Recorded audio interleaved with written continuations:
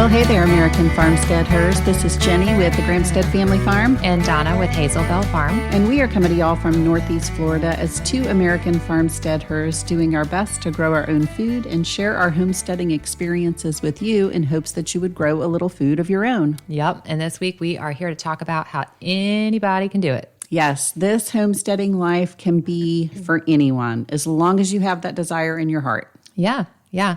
We always say homesteading is a mindset. It totally is a mindset. It's way more than a massive garden and a cow. Yeah. Like those are not, that is not a requirement to consider yourself a homesteader. No, that's what we've evolved into. And so that's what we often find ourselves talking about when we do our catch-up episodes and all of that. So, but we didn't start there. Nope. Sure didn't. Okay, so let's talk about what are some of the things that everyone can do? Well, if you want to go back to the beginning, I always like to think of starting small and thinking big. Mm-hmm. Like maybe you have that big dream of one day having the big garden and the dairy cow, but you can't just jump into that. You have to start small. Right. So with homesteading, when you think about starting small, it's often maybe like taking what you have and making something out of it, taking something and making more out of it. Yeah. I do tell people, I get a lot of questions. I frequently get people who ask about keeping a cow. Yeah. And because it's kind of become my thing. And so I often find myself telling people, well, you know, what are you going to do with the milk? Are you just going to drink the milk? Because you're going to get a lot of milk. Right. You know, in fact, I had somebody ask, she just jumped into and they're mini jerseys, but they're producers, man. And it's just her family. Right. And she's like, what do I do with all the milk? What do I do? Because now she has 3 mini cows and milk. That's a lot. It's a lot of milk coming in. So, I gave her some ideas and she's like, okay, I'm ready to sell it. So maybe like before you jump into that whole dairy cow thing, maybe learn that skill. Like you don't have to have a dairy cow in order to learn how to make cheese, how to make yogurt, how to make butter. Yeah. Like you could go to what's the local fair place. Yeah. They sell whole raw milk, but from my understanding, it doesn't even need to be raw milk. Well, it depends. Depends on what you're doing. Yeah. I think yogurt was probably the first thing that I learned how to make with dairy. And one thing that a wise woman who's not on a homestead per se, but one thing she said was, I'll tell you how to make yogurt, but don't go buying raw milk. Like that costs too much. You're going to end up pasteurizing it anyways. And I was like, oh, yeah, okay. So, you can do that with any kind of milk. Some cheeses are going to need to be at least low heat pasteurized, but you can seek that out at your grocery store. There's no reason to have the cow all the time, for every situation. Right. So that might be a good starting point, if one day that big dream is that dairy cow, maybe start small with learning what to do with all that milk. Yeah. Yeah. That's a good idea. And really, if we're talking about the kitchen, like you could go on and on about all the ways to start small in the kitchen, if you want to be a homesteader. Well, we always say like everything that our farms do center around food, and the food has to get processed. It really does. It has to get preserved, and it has to be prepared. All of that is in the kitchen. That's what I also always tell people, start in the kitchen. That's why. Yeah, right, because pretty much everybody has a kitchen. Yeah. And a need to use it. Yeah, so learning to cook from scratch is kind of what I always say to start. Mm-hmm. So. Yeah, or, simply learning how to start to put up some food. Like the first time I ever wanted to learn how to make jam, I wasn't growing blueberries. Right. I'm still not growing blueberries. Dang it. I mean, I do have some blueberry plants, and I did get like little handfuls of blueberries, but not near enough to like make jam with. Right. And, this was probably about 10 years ago. I wanted to learn how to make jam. So I went to Walmart and I bought frozen blueberries to make jam with. And you know what? I made jam. Yeah, there's nothing wrong with that. There's nothing wrong with that. It's learning a good skill while you're waiting. Our first jam experiment. This is actually kind of funny. I have two stories. One is I told last week where we came from, right? We did that discussion. And so when my family first moved from suburbia to rural life, one of the things my mom wanted to do was go forage for blackberries to make jam. And, blackberries grow like wild around here. Yeah.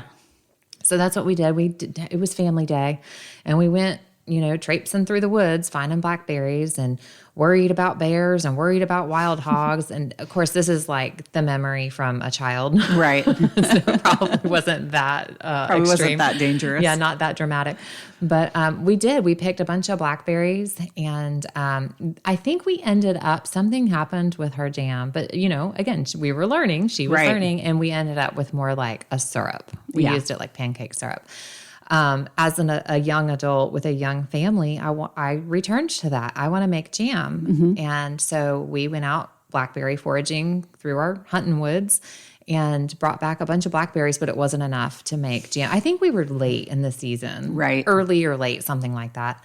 And, we were out there long enough to make family memories of sweating and thorny and, all of that fun stuff, but didn't have enough. So we went to the grocery store and bought blackberries. And I remember like comparing, I think we took a picture of those that we foraged were like tiny. Right. And those that we purchased, because they're all hybrid varieties and grown on big farms or whatever. On they steroids. Were giant. Yeah. Yeah.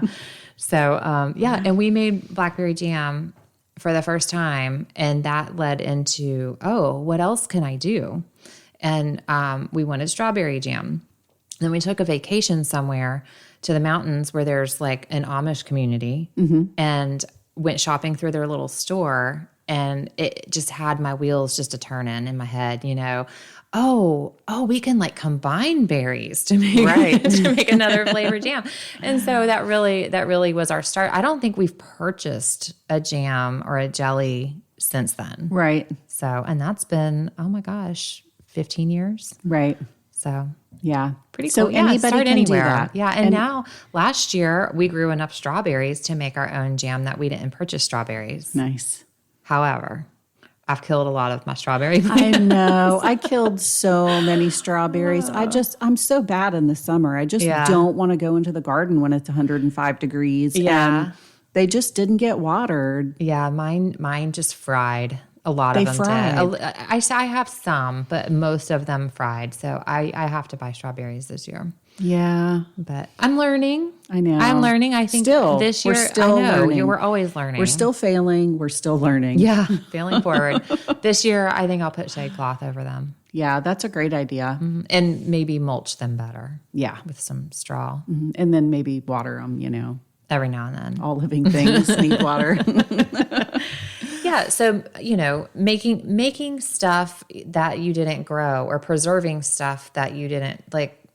Heck, I also just bought a whole box of cucumbers over the weekend to make pickles because because I have these sweet girls coming over eating up all my pickles. Like I catch them carrying jars out of the house on their way home. And you're like, hey, and I'm like, guys, there's pickles at the store, and they said, but they're not as good as yours. So it's sweet. So I'm like, all right, I'll make more pickles. I'll buy cucumbers so you can have pickles. Right. So you don't necessarily have to grow it all to preserve it. Exactly. And that's like same thing with like rendering lard. Mm-hmm. Yeah. If you can learn to render lard and have jars of healthy fat in your refrigerator, waiting to use, that is an excellent skill to learn. Yeah, and you can ask a butcher for extra fat. Absolutely. And oftentimes they'll give it to you. Yeah. You don't even have to buy it. Yeah. I've seen it in the Nettles country store. They package up fat for people to buy, and it's super, super, super cheap, but it's that good cut of clean fat that you want for rendering lard. And rendering lard is so simple. It is. It is so simple. Literally, you can do it in a crock pot, and that's all you need. That's all you need. You need crock pot and lard. A knife. Yeah. That's it. Cut it up. Yeah, if you don't know, also tallow, beef fat. Tallow, You can render down to tallow and do it the same way. You just cut it in small pieces and cut any bits of meat off, Yep. any connective tissue out. So it's just the fat. Right. Load up your crock pot. I put a little water in the bottom of mine. I start with like a quarter cup of water. Right. Yeah. And put that fat in there. Low and slow is the name of the game on that one. And just let it go and go and go and go. I have learned to run it through a meat grinder instead of spending the time cutting it. Okay. It's a little tricky though, because it's so like squishy. It is a little bit faster, but then you have to clean your meat grinder. Yeah. That's had lard gone through it. That is true. Which takes like a half a day. I also like to do a submersion blender. Okay. That works That's really a good well. idea. Yeah. A little easier to clean than the meat grinder. Yeah. Once it starts to cook down and soften a little bit, you can take it to it and let it go. Yeah. And let it go. And then you just strain it, filter it out into jars, let it cool. That's it. Yeah, I ladle mine off. As it's melting, I ladle it off and fill like a jar at a time. That way none of it's getting too hot and getting scorched. Okay. But, I mean, as long as you have your crock pot on low and your crock pot actually does a nice low temperature, you shouldn't really be scorching anything. But I ladle mine off like a jar at a time and cap it and cool it, and it's done. Yeah, that's a good one. What about bone broth? How do you do bone broth? That's another thing that I see people buying all the time. And every time I see it, I'm like, you can make that. It's you can so make cheap. it. And homemade bone broth is so amazing. I'm actually out right now and I need to make some. I know. Do you have bones? Yeah, I do. Okay. I do. I want to save a few more chicken carcasses before I get into it because I like to make a nice big batch. But you don't have to make a giant batch of bone broth. Like for years I was doing it, again, in my crock pot. Yeah. You know, I mean, you just put as many bones as you can fit into your crock pot. You don't have to do the same type of bone. If you want, you can mix your bones. If that's what you have, that's perfectly fine. Some people do like, you know, chicken broth or a beef broth, but regardless, fill your crock pot up completely to the top with as many bones as you can get in there. The more bones you put in, the more gelatinous your bone broth will be. And top that off with water and a little bit of apple cider vinegar. It's really all you need. That's like the basics. That's the basic. That's the basic. If you want, you can add any type of greenery that you have from the garden, any type of herbs. It doesn't really matter. You can put any type of vegetable in there or any green in there. It doesn't matter. I think every time I make it, it's different. Every time it's different. Yeah. When I do a big batch, like after processing chickens, or like I'll do a big batch because, you know, we got beef in from the processor. I've got a bunch of beef bones and I'll do those in like a big countertop roaster oven. Yeah. So if you roast those bones first. Yeah. The roasted bones are really good. If you, if you roast them with like some olive oil in the oven. Good stuff. It gives it a nice flavor. Yeah. So I'll do like the basic for that. Yeah.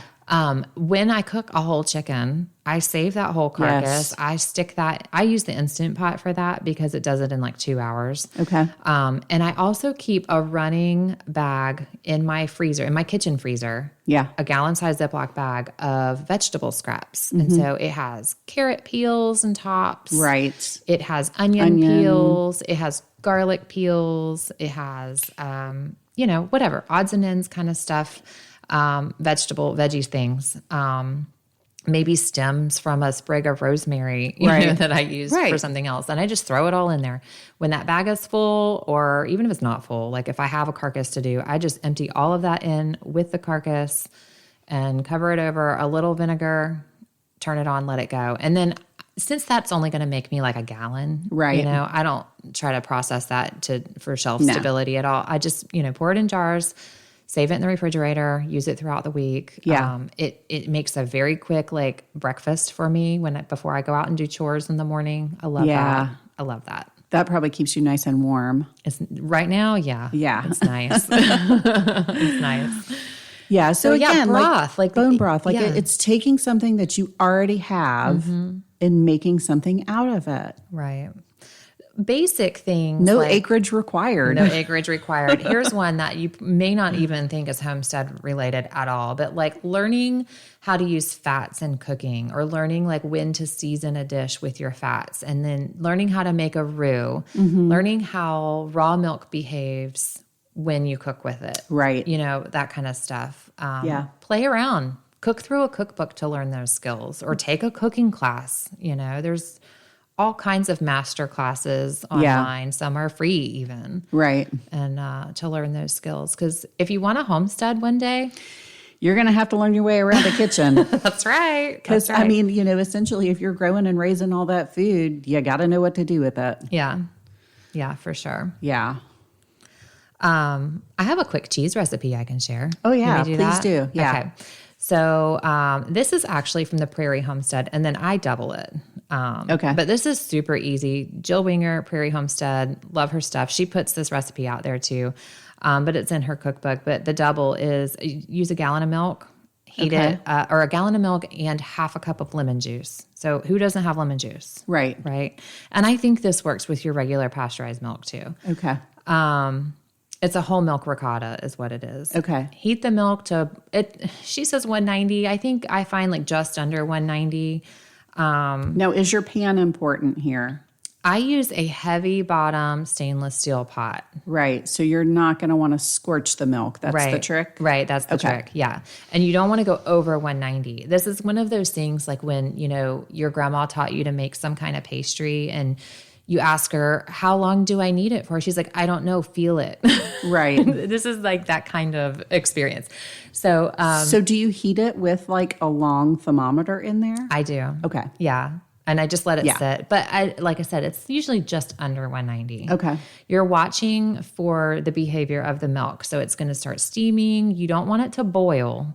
If you go to boiling, it's too much, but it'll just start to get like foamy, bubbly on the top. Okay. Turn the heat off. Okay. Let it sit for like 5 or 10 minutes. And you'll start to see these like pillowy, cloudy clumps float to the top. At that point, you can either scoop them out into their own bowl or just pour the whole thing through like a cloth lined strainer, which is what I usually do. It's not super finicky or fragile or anything like that. So I just dump it out and then put the solids that you've strained out back into a bowl or a pot, a teaspoon of salt, mix it up real well, chill it, and you have a whole milk ricotta. And it's easy. It tastes so good.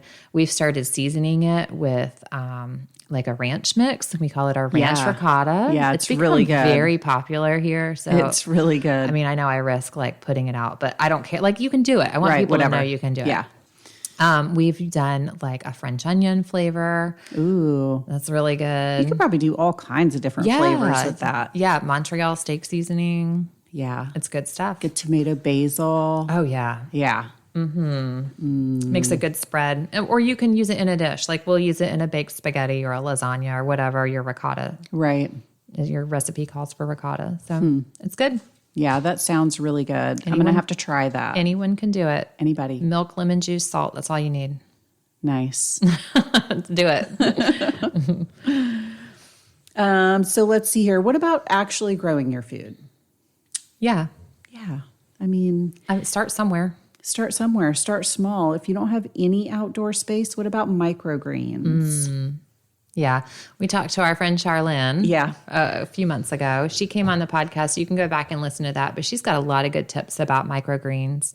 I'm seeing now the popularity of growing them yourself because there's like a whole microgreen setup at our local hardware store now. Oh, really? Well, not like a setup, but like in their seed display. Okay. They have a whole shelf of microgreens bulk seeds. Interesting. I was impressed. Yeah.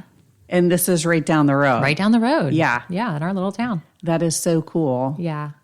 We're going to have to go seed shopping soon. Yeah. I'm ready for it. I'm ready for it. Yeah, so microgreens is a good, I mean, you can do that in an apartment. Exactly. With, in a tray on your kitchen counter. Like those trays are literally like what? Maybe they're 12 by 24? I don't know. They call them 10 by 20s. 10, 20 trays. Does that mean 10 inch by 20 inch? I have no idea why they call it a 10, 20 tray. I mean, I'm a pretty successful gardener, but I don't have any idea why it's called that. I have no idea. Anyway, yeah, it's a 10 by 20 tray. Yeah. And you can grow a bunch. Yeah, so super simple. And microgreens last forever too. In the fridge, yeah. Yeah, they really do. Like, I mean, Charlene gave me some microgreens when we did our market that one day, and I stuck them in the fridge, and honestly, I forgot about them for like 2 weeks. And then finally I was like, oh my gosh, there's all these everybody, we need to eat these. And we ate on them for like 2 more weeks, and they totally stayed good the whole time. Yeah. I was super impressed how long they lasted. It's a nice, crunchy, fresh thing to have. Yes, it was so good.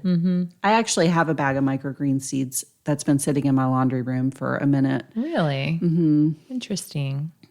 It's some type of pea, I think. Oh, those were my favorite. Those were so good. They're sweet. They are. It's like a sweet lettuce to put on your wrap or sandwich or whatever, salad, whatever you want. Yeah. So that's a great, easy way to start growing some of your own food if you don't have any outdoor space, or maybe you just want to grow inside. It's a great option. Yeah. Get you a little grow light. Yeah. Well, yeah. On They're that everywhere. Note, I was going to mention those little arrow gardens. Now, I mean, like it's a little space, but you could do like herbs in that and save money on, you know what one of those little clamshell packs of a fresh herb costs? I know. Like they're not $6 cheap. and $7 They're for not cheap. A handful of rosemary is ridiculous. You can grow a pot of rosemary. Yeah. For almost nothing. Right. So, yeah, have a little small container garden for herbs in the kitchen. Yeah. You know? Yeah. Get a little sunny window, a little sunny corner of the porch. Yeah. Herbs is a good place to start if you're afraid to garden. Yeah. Or don't think you don't have the space to garden.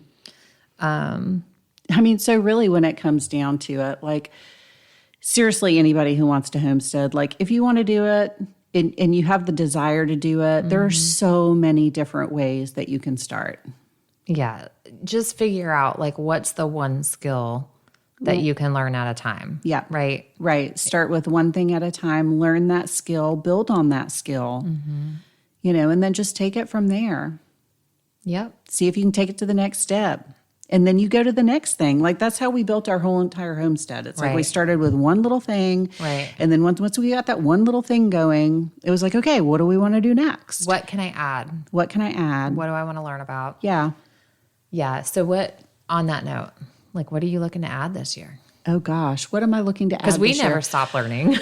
No, we never stop learning. What I really want to focus on in 2024 is more intensively managing my sheep and my cows. Okay, big scale homestead skill. Yes. Okay. Yes, it's not a small scale thing, but our herd has just really grown a lot. It really has. And I think our sheep are well on their way to growing as well. And I came to the realization the other day that I was like, wow, I mean, if I really started like managing that a little bit better, it could be a lot more productive. So I've got to figure out a water situation if I want to intensively graze the cows a little bit more. Yeah, I've got to find a way to get lots of water all the way to the back.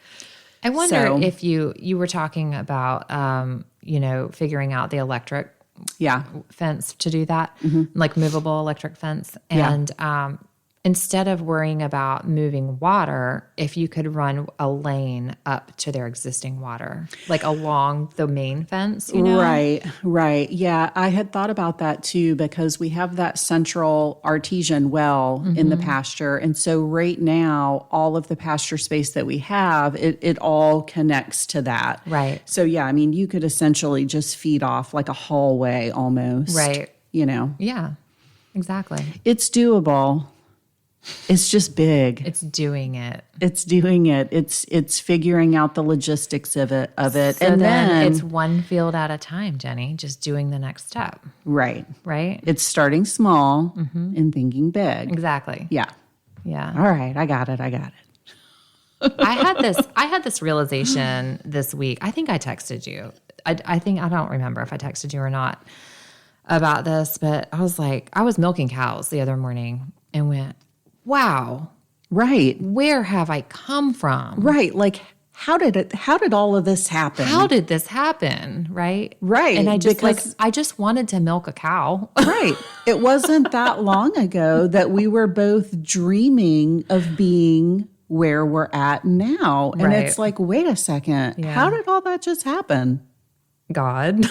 I know. And hard work. Right. Yeah. And starting small. Starting small, thinking big. Yeah. One big lesson I've learned as we've built the homestead and have come this far, and I think you'll agree, is learning when to say no. Yeah. Like, oh, there's a good deal. Oh, I want to do it. Oh, I want to, we can do it. It's available. I can use some savings. Like whatever. Right. If it's not right, Right. if you have to make it work, it's never going to be right. Right. So learning when to say no has become big for me. It's hard. I don't want to say no to anything or anybody. Right. I want to be able to do it all. Yeah. One thing I didn't even read the whole book, but it's called Your Best Yes. Yeah. I kind of read like a little bit of a blurb of that book, and it really like resonated with me. Like, don't say yes unless it's your best yes. Right. Because then you're just going to go into it with a bunch of regret and a bunch of problems and headaches. And Right. so that has really stuck with me over the years. Like, it's Yeah, got to be your best yes. It's that whole, like, when you say yes to something, you're saying no to something else. It's very true. And we normally think of that like in the context of our families. Yeah. Like if I'm going to take on another responsibility, it's going to take away from my children or my Right. husband or my, whatever. Right. But on the homestead, if I say yes to another milk cow that I really don't need, I just want it, or it's a good deal or whatever. Right. That's saying no to garden time in the morning. Yeah. Right. And which true. is essential to be in the morning in June. Right. Right. Right. Because if you're not out there in the morning, you better forget about it. Yeah. And guess what happened this year in June? I didn't garden and my whole garden went to crap. Yeah. So, that best yes is a good, I should read that book I know. in my spare time. It's probably an amazing book. Yeah.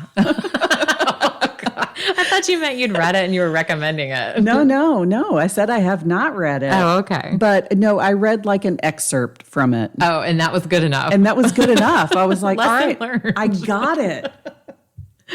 I bet, I have to get back to Audible or like audiobooks. I'm not a big reader. I love to read. I just don't find the time. It's just not the priority, especially now that like we're keeping up with our website better. Right. I don't have the time to sit and read. So audiobooks, Yeah. I think I need to revisit. Yeah, for sure. So Yeah. So I guess really just find something that inspires you and interests you and just do it. Just learn it. Don't wait. You don't need the acreage. one skill at a time. You don't need the giant garden. Like, just start now. And then when you finally do walk into that dream, you will be well prepared and equipped. Yeah, and then you can build And then you upon can that. build, yeah. Even if it's that same one skill. If you Right. finally decide to make a garden and you do it and you do it well, then you can expand it instead of adding something else. Like we're Right. saying, you can just expand that garden. Yep. So options. I always say options are good. Options are good. All right. Well, we will talk to you guys next week. So yeah, y'all stay encouraged, and because homesteading life is for everybody. It is. It's for everyone. Yep. Get out there and do it. Yep. All right, y'all. Bye. Bye.